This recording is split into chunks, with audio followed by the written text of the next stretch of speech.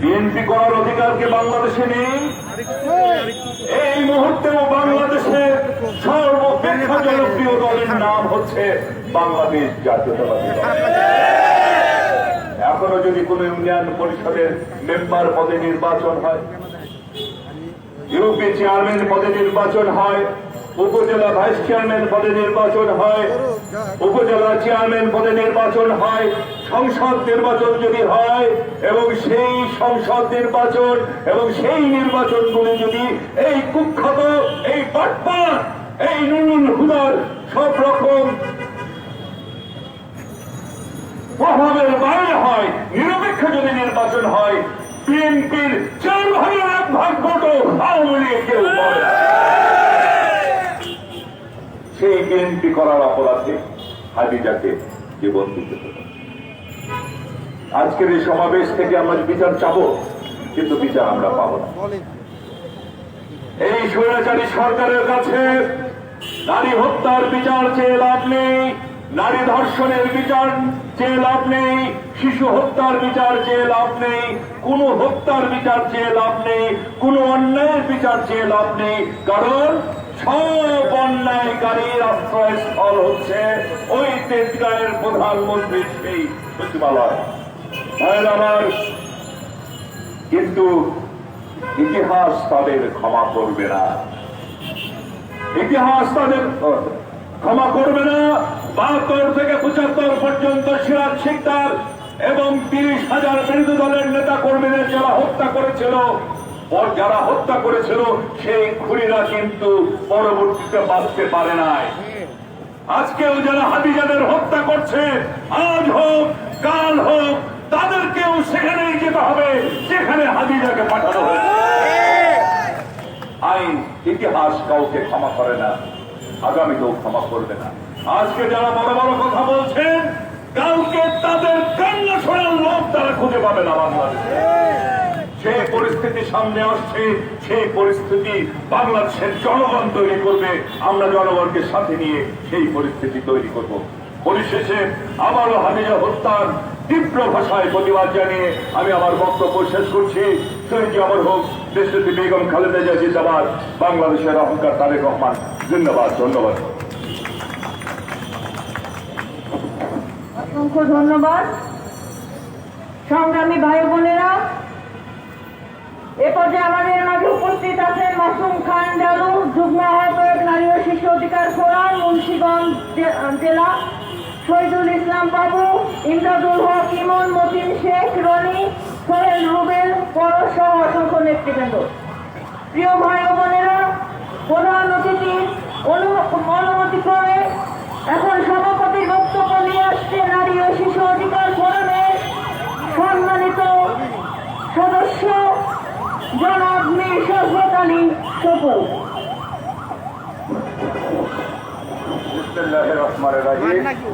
মান্না কি বলবো? মান্না বলে নারী ও শিশু অধিকার শিশু অধিকার ইয়াতে আয়োজিত শিশু কল্যাণ মানববন্ধন, আজকের এই মানববন্ধনে কালকে ছিল ছিল না, নেতা আর কিছু নাই তো। শোন ভাই, যার নেতৃত্বে আমরা আন্দোলন সংগ্রাম করেছি, বারবার কারা নির্যাতনিত নেতা, সাবেক মন্ত্রী, বিএনপির জাতীয় স্থায়ী কমিটির অন্যতম সদস্য বাবু বাসচন্দ্র রায় উপস্থিত আছেন। এক সময়ের সাবেক ছাত্রদলের সভাপতি, সাধারণ সম্পাদক, বিএনপির সংগ্রামী যুগ্ম মহাসচিব, ঢাকা মহানগরীর সংগ্রামী সভাপতি, রাজপথের পরীক্ষিত নেতা জনাব হাবিবুদ্দিন খান সোহেল উপস্থিত। আমার বাম পাশে উপস্থিত আছেন সাবেক ছাত্রদের সভাপতি, বিএনপির তথ্য বিষয়ক সম্পাদক, তথ্য গবেষণা বিষয়ক সম্পাদক জনাব আজিজুল বাড়ি হেলাল উপস্থিত আছেন। যুবদের সংগ্রামে ভারপ্রাপ্ত সাধারণ সম্পাদক, সাবেক সাধারণ সম্পাদক, বিএনপির সহ সাংগঠনিক সম্পাদক অ্যাডভোকেট আব্দুল সালাম আজাদ উপস্থিত আছেন।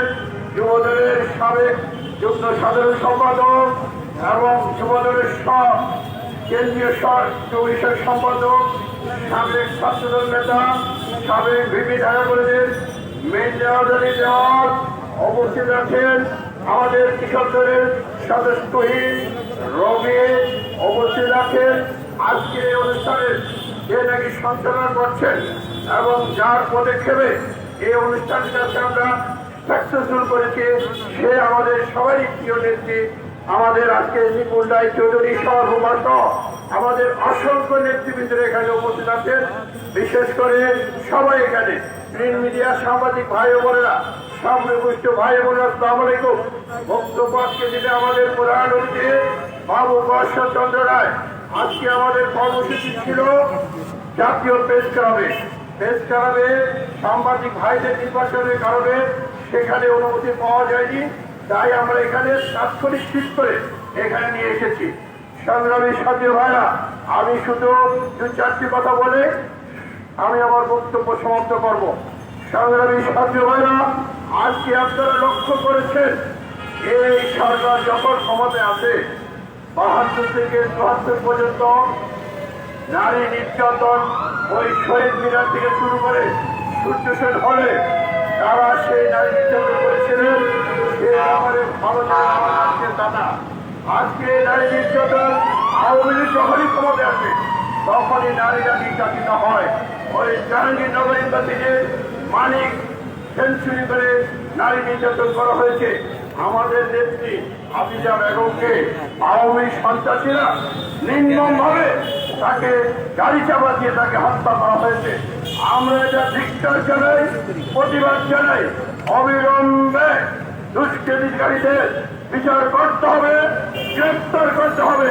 আর না হয় নারী ও শিশু অধিকার ফোরাম আমরা জনগণকে নিয়ে রাজপথে এর বিচার আমরা ইনশাআল্লাহ করব। সংগ্রামী নেত্রী ভাই ও বোনেরা, আজকে আপনারা লক্ষ্য করেছেন আমার পূর্বের বক্তা হাবিবুল ইসলাম বলেছেন এই বর্তমান ফ্যাসিস্ট আওয়ামী লীগ, আজকে আপনারা দেখেছেন ওই লোক দেখার একটি নির্বাচন কমিশন বসে আছে। আর লজ্জা লাগা উচিত, সে বলে আমেরিকার মতো দেশ তার থেকে নাকি শিখতে হবে নির্বাচন। কি নির্লজ্জ, কি বাইরা এই লোকটি, যারা নাকি ৭৩-এর ব্যাচের কথা শুনেছেন, সেই ৭৩ ব্যাচের সিরিজ সার্ভিসে সবচেয়ে লো ক্লাসের অফিসার ছিল এই নুরুল হুদা। তাকে এখানে বসানো হয়েছে কেন? আওয়ামী লীগের ইশারায়, এক ব্যক্তির ইশারায় সে কাজ করবে। আজকে দেশে কোনো ভোটের অধিকার নাই, আজকে মানুষের কথা বলার অধিকার নাই, আজকে গণতান্ত্রিক চর্চা বন্ধ হয়ে গিয়েছে। প্রতিটি ক্ষেত্রে আজকে বাধা আর বাধা। সংগ্রামী সাথী ভাইরা, বেশি দিন আর চলবে না। আজকে আপনারা বলেছেন, আমাদের হাবিবুল ইসলাম বলেছেন শেখেরা পরিবর্তন হয়, কিন্তু শেখ এই পরিবর্তন হয় না। আজকে আপনারা দেখেছেন এই এক ব্যক্তির পরিবার আজকে শতাধিক বিভিন্ন জায়গায়, আজকে আপনারা দেখেছেন বিভিন্ন জায়গায় তাদের পদ পদবীর লোকরা বসিয়ে রাখা হয়েছে শেখ হাসিনার আত্মীয় শুরু করে। এটা একটি পরিবার কেন্দ্র চলছে, এইভাবে চলতে দেওয়া যায় না। আমরা যারা জাতীয় দল করি, যারা বিএনপি করি, শহীদ জিয়াউর রহমানের দল, ইনশাআল্লাহ আমরা আন্দোলন সংগ্রাম করে দেশের হারানো গণতন্ত্র ফিরে আনবো, দেশের ভোটের অধিকার ফিরে আনবো। এটাই হোক আজকে আমাদের অঙ্গীকার। সবাইকে ধন্যবাদ। শহীদ জিয়াউর হোক, খালেদা জিন্দাবাদ, আমাদের নেতা তারেক রহমান জিন্দাবাদ। সবাইকে ধন্যবাদ। আসসালামু আলাইকুম। অসংখ্য ধন্যবাদ। আজকে ৩১শে ডিসেম্বর ২০২০ সালের আজকে শেষ দিন আমরা উদযাপন করতে যাচ্ছি। এই ১৬ই ডিসেম্বরে বাংলাদেশ স্বাধীন হয়েছে, গিটার ঘন্টা বেজেছে, স্বাধীনতার ঘোষক শহীদ প্রেসিডেন্ট জিয়াউর রহমানের কণ্ঠে ধ্বনিত। আজকে আমরা একটি স্বাধীনতা সার্বভৌমত্ব বাংলাদেশ পেয়েছি, লাল সবুজের পতাকা পেয়েছি, একটি স্বাধীন মানচিত্র পেয়েছি।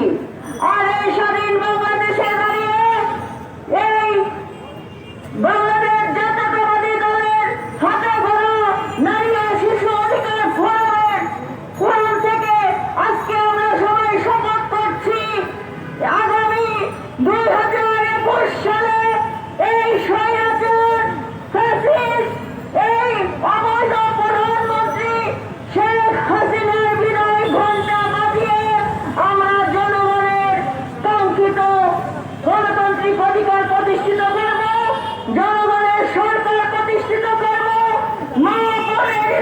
প্রতিষ্ঠিত করব এবং আমরা দেশনেত্রী বেগম খালেদা জিয়াকে আবারও সরকার প্রদান করব এই আশা ব্যক্ত করছি।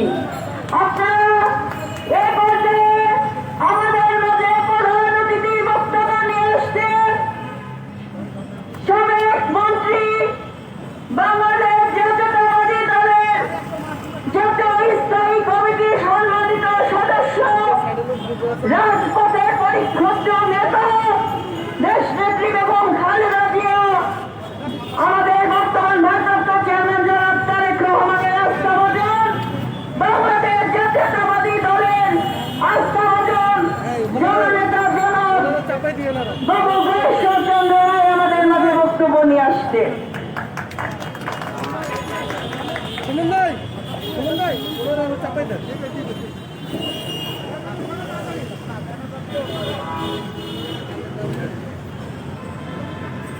ভাই দাদার একটু সামনে আগাই দেন, দাদার একটু সামনে আগাই দেন, একটু হালকা সামনে আগাই দেন। টাঙ্গাইল জেলার গোপালপুর পৌরসভার সাথে নির্বাচিত কাউন্সিলর এবং পৌর ধরেন ধরেন মহিলা দলের সভানেত্রী বেগম খাদিজাকে ইচ্ছাকৃতভাবে মোটর সাইকেলের চাকার নিচে চাপা দিয়ে তাকে হত্যা করার প্রতিবাদে নারী ও শিশু অধিকার ফোরাম কর্তৃক আজকে মানববন্ধন কর্মসূচি সংগ্রামী সভাপতি জনাব মীর শরাফত আলী সপু এবং আমাদের মাঝে বিশেষ অতিথি বাংলাদেশ জাতীয়তাবাদী দলের যুগ্ম মহাসচিব ঢাকা দক্ষিণ মহানগর বিএনপির সংগ্রামী সভাপতি জনাব হাবিবুল্লাহ খান সোহেল সহ যারা আজকে বক্তা হিসেবে উপস্থিত হয়েছেন এবং এই মানববন্ধন কর্মসূচিকে সফল করার জন্য দূর দূরান্ত থেকে যে সকল ভাই ও বোনেরা অংশগ্রহণ করেছেন এবং আজকে নারী ও শিশু ফোরাম কর্তৃক আয়োজিত এই অনুষ্ঠানে আয়োজক হিসেবে যিনি উদ্যোগ নিয়েছেন নারী ও শিশু অধিকার ফোরামের সদস্য সচিব অ্যাডভোকেট বিপুল রায় চৌধুরী সহ উপস্থিত সংগ্রামী ভাই বোনেরা, আজকে এই বছরের শেষ দিন। আজকেও আমাদেরকে প্রতিবাদ করতে হচ্ছে। আগামীকাল 1 জানুয়ারি 21 সাল, আগামী 31শে ডিসেম্বর 21 সাল, প্রতিদিন ও যদি আমরা প্রতিবাদ করি তাতেও আজকে যা চলছে তা কখনোই কমবে না, উত্তরোত্তর বৃদ্ধি পাবে। কারণ প্রতিদিন এত ঘটনা ঘটছে, একদিনে একটি সংগঠন বা 10টি সংগঠন নানা স্থানে প্রতিবাদ করলেও সেখানে কিন্তু সকলের কথা বলা যায় না। আপনারা আমাদের বাংলা চলচ্চিত্রের একটি গান ছিল, সে কত যে খবর আসে কাগজের পাতা ভরে, জীবন পাতার অনেক খবর রয়ে যায় অগোচরে। টিভির পর্দায় অনেক খবর দেখেন, পত্রিকার পাতায় অনেক খবর দেখেন, তারপরেও শতভাগের 1 খবর কিন্তু জনসম্মুখে আসে না। আজকে আসে না কারণটা কি? সকল প্রশাসন যন্ত্র, রাষ্ট্রের সকল যে প্রতিনিধিত্ব করে যত প্রতিষ্ঠান আছে সব একজনের আচরের বিরার মধ্যে পাতা। সেই কারণেই প্রত্যেকেই চাকরি রক্ষার্থে তারা সবাই শেখ হাসিনার সকল কর্মকে ছাই দেয় না, সক্রিয়ভাবে অংশ না করলে তাদের চাকরি থাকে না। সেই কারণেই আজকে যেটা হাবিবুল মনির খান সোহেল বলেছেন, স্বৈরাচার সবাইকে স্বৈরাচারী বানাতে চাবে, এটি তো স্বাভাবিক। সে কারণেই আজকে শুধু প্রতিবাদ এবং মানববন্ধনের মধ্য দিয়ে আমাদের মুক্তির পথ কিন্তু খোলা নাই। আমাদেরকে মুক্ত হতে হলে আমাদেরকে লড়াই করতে হবে। আজকে এই মাস, বিজয়ের মাস আজকে শেষ দিন। সুতরাং যে বিজয় নিয়ে গর্ব করি, এই বিজয়টা কিন্তু লড়াই ছাড়া আসেনি, সংগ্রাম ছাড়া আসেনি, রক্ত ছাড়া আসেনি। সে কারণেই আজকে আমাদেরকে আমরা যখন জীবন যুদ্ধে ছোটাছুটি করছি করোনার ভয়কে অতিক্রম করে, কারণ জীবিকার জন্য ঠিক তেমনি একটি স্বাধীনতা রক্ষা করার দায়িত্ব প্রত্যেকে। আজকে আমাদেরকে ঠিক করোনার মতো হাসিনাকে উপেক্ষা করে, প্রশাসনের রক্তচক্ষুকে উপেক্ষা করে আজকে কিন্তু ছোটাছুটি করতে হবে মাঠে ময়দানে। তাছাড়া কিন্তু আমাদের পরিত্রাণ হওয়ার অন্য কোনো পথ নাই। 18 সালের 30শে ডিসেম্বর কি হচ্ছিল, আবার হঠাৎ করে একটা মানে বন্দ্যোপাধ্যায়ের একটা চুক্তি মনে করল। বন্দ্যোপাধ্যায়ের নাম শুনছেন? ঢাকার ভানু, অর্থাৎ বিক্রমপুরের বাজারে জল্প এবং বিশিষ্ট অভিনেতা ভানু বন্দ্যোপাধ্যায়। তিনি খুব রসিকতা করতে পারতেন এবং উপস্থিত তিনি ভালো চুক্তি করতে পারতেন। ভানু একদিন বাজার থেকে বাড়ির দিকে যাচ্ছে, তার হাতে এক জোড়া চটি মানে জুতা। সামনে দেখা গেল তার গুরুদেব দণ্ডায়মান। গুরুদেবকে বললো যে প্রণাম গুরুদেব। আরে ভানু আসতে থেকে কয়েকটা দোকানে গেছিলাম, তিনি আর নিজের হাতে কি বলে দিদি করবো আমার চটি নাই, ভানু এক জোড়া চটি নিয়ে আসো। চটিটা খুব সুন্দর। ওই গুরু আপনার পছন্দ? ও পছন্দ তো আছে, কিন্তু তোর দিদিও করবি।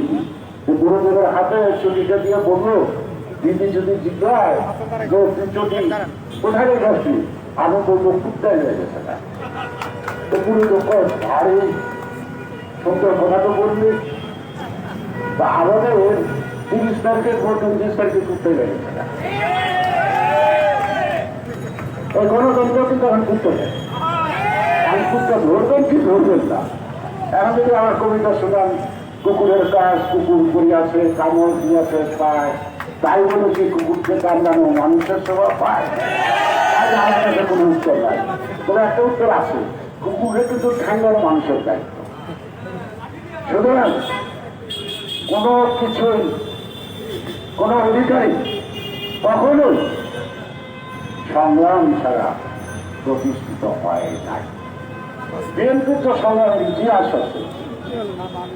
বিএনপির নেতৃত্ব কে দিয়েছিলেন? প্রতিষ্ঠিত করেছেন জিয়াউর রহমান।